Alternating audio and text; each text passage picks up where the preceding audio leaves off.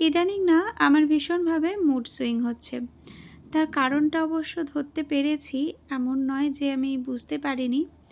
আমি দেখলাম বেশ কিছুদিন ধরে সকালবেলা আমি থাইরয়েডের ওষুধটাকে ভুলে যাচ্ছি খেতে। আর এটা ভুলেই গেছি যে আমি একজন থাইরয়েডের পেশেন্ট। আর আমার মতো যারা আছো তারা তো জানোই যে কি হয়। প্রচণ্ড মাথা ঘোরে, সারাদিন লেথার্জি কাজ করে, ঘুম পায় আর মুড সুইং হয়। আর আমার তো মাঝে মাঝে বমিও পায়। তো যাই হোক, ওভারকাম করে যাব অবশ্য, কারণটা যখন খুঁজে পেয়েছি। সকাল সকাল ভাবলাম যে তোমাদের সাথে রান্নাঘরে এসেই গল্পটা শুরু করব। আজ আমার একটা ছোটোখাটো 12 জনের অর্ডার ছিল।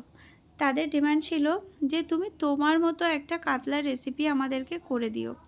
আমি কিছুদিন আগে বানিয়েছিলাম আম কাতলা, ভাবলাম সেটাই বানাই। তার কারণ জ্যৈষ্ঠ মাস পড়ে গেলে তখন পাকা আমের সিজনে কাঁচা আমটা কিন্তু চলটা একটু কমে যাবে। তো সেই জন্যই আমি ভাবলাম আমার মতো করে আমি আমার পছন্দের আম কাতলাটা বানিয়ে দিই। আর সত্যি কথা বলতে এটা টক মিষ্টি ব্যালেন্সটা, মানে টক ঝাল মিষ্টি ব্যালেন্সটা কিন্তু এত ভালো লাগে খেতে যে তোমাদের বলে বোঝাতে পারবো না। অবশ্য আমি আম চিকেনটা বানাইনি, চিকেনটাও দেখছি যে সবাই খুব বানাচ্ছে। ইচ্ছা আছে কাঁচা আম থাকতে থাকতে বাজারে আম কাতলার সাথে সাথে একদিন চিকেনটাও বানাবো। যাই হোক, মাছগুলো তুলে নিলাম ঝোল থেকে, কারণ ভেঙে যাওয়ার সম্ভাবনা থাকে অনেকগুলো তো। আর আমার কিন্তু রান্নাটা একদম কমপ্লিট হয়ে গেছে তোমাদের সাথে গল্প করতে করতে। তোমরা সবাই ভালো থেকো, সুস্থ থেকো। দেখা হবে আবারও, অনেক গল্প হবে।